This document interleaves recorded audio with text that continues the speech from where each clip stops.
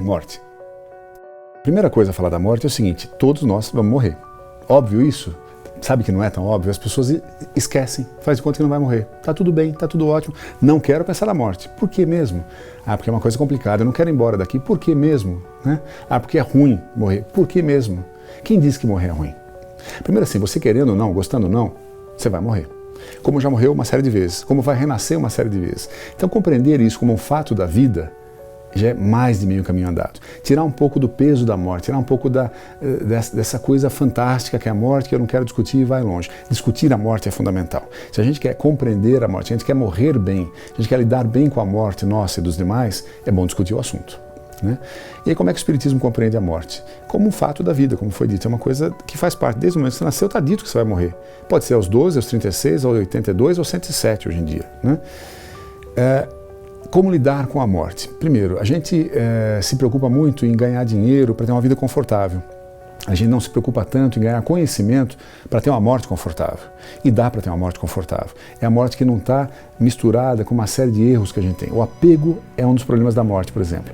Se eu sou muito apegado a tudo, eu vou morrer com mais dificuldade. Se eu não quero ir embora daqui, porque não está na hora ainda, eu ainda preciso me conversar com uma série de pessoas, eu estou brigado com meu irmão, preciso voltar com ele, a minha empresa ainda precisa muito de mim, meus filhos são pequenos, eu não posso deixá-los. Qualquer apego dificulta na hora da morte. E você querendo ou não, você vai ter que ir. Então a gente compreende isso, entender o seguinte: quando chega a hora, vamos com tranquilidade, vamos em paz, porque dá para ir. Né?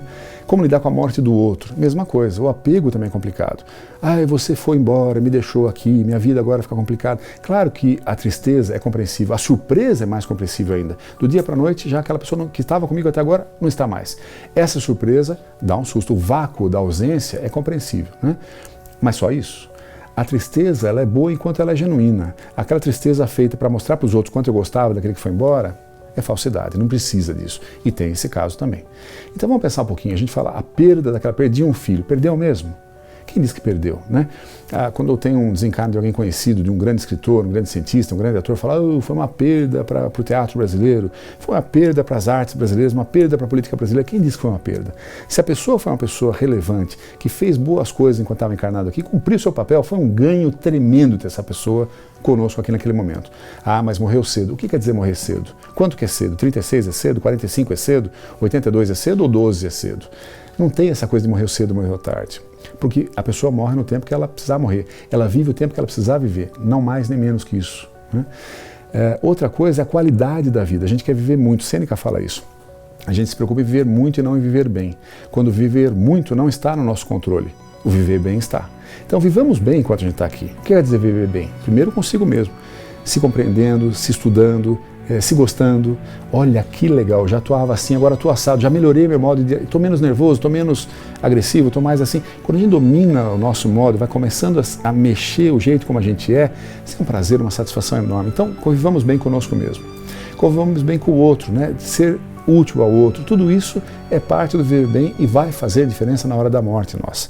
Ruim é morrer falando assim, puxa, não fiz nada, uma vida placebo. Passei aqui e não marquei o meu caminhar nessa encarnação. Que pena, que perda. Não deixemos chegar nesse estágio. Atuemos durante a encarnação para que na hora de morrer fale assim, puxa vida, ó, foi bacana, foram tantos anos e foi legal, consegui caminhar por ali.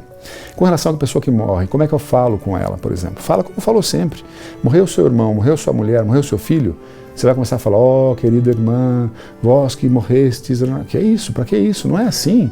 É a sua irmã com quem você fala, para aí, dá esse bife maior para mim. Você brincava com ela assim, continua brincando desse jeito, não mudou nada. A pessoa não vira santo quando morreu, não tem contato direto com Deus, fala assim, irmã, pede aí para Deus dar uma refrescada, aqui tá difícil. Não virou santo, não mudou, era picareta, continua picareta, era bom caráter, continua bom caráter, era irritado, continua irritado, né? Só deixou o corpo, o resto continua igualzinho, o espírito continua o mesmo. Então comunique-se com essa pessoa da forma como você falava antes. Outra dica importante, não fique pedindo, essa pessoa que desencarnou continua igual, repito, não ganhou superpoderes. E quando você pede, o que acontece? Ela vem para socorrer, ela gosta de você. Então, duplo malefício. Primeiro que ela vem para socorrê-lo. E ela vai entrar na discussão a seu favor. E muitas vezes não tem esclarecimento para tanto. E vai tomar partido a seu favor. E aí vai ser uma confusão enorme. Imagine um casal que está brigando e um dos dois pede o apoio para a mãe que morreu. A mãe vem ali e vai a favor do filho, contra aquela sirigaita daquela nora. Né? Por quê? Porque ela gosta do filho. Tudo para ela vai ser pró-filho. não tem o discernimento, a tranquilidade, a evolução para atuar nesse conflito. Então quer pedir? Pede para Deus, pede para Jesus, pede para o seu anjo da guarda, para quem você quiser, que não o familiar. O familiar não está pronto para aquilo.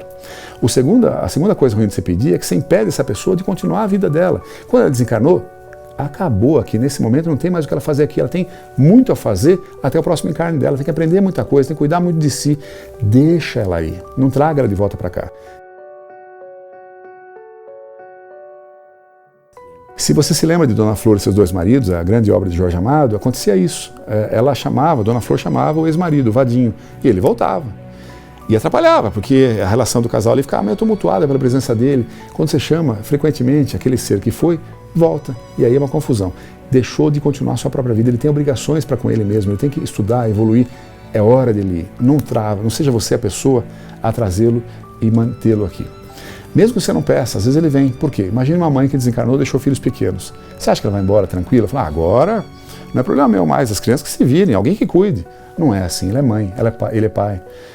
Vai estar querendo cuidar, só que atrapalha. De novo, não é mais hora de cuidar. Aqueles dois seres que são filhos dela, mas também são espíritos, na verdade, antes de ser filhos, são espíritos, estão passando uma situação complexa, que vão ter que aprender a lidar com elas. E pessoas que estão à volta vão ter que cuidar daquelas pessoas, faz parte da história daquelas pessoas. Deixe que assim aconteça, né? Então fale para essa mãe, provavelmente, olha, na boa, a gente sente super saudade de você e tal, mas está na hora de você cuidar da sua vida. A gente vai cuidar aqui com saudade, com um pouco de dor, mas vai cuidar, para que a pessoa possa se liberar. Outra coisa, saudade. Saudade tudo bem? Saudade tudo bem, mas tem saudade e saudade.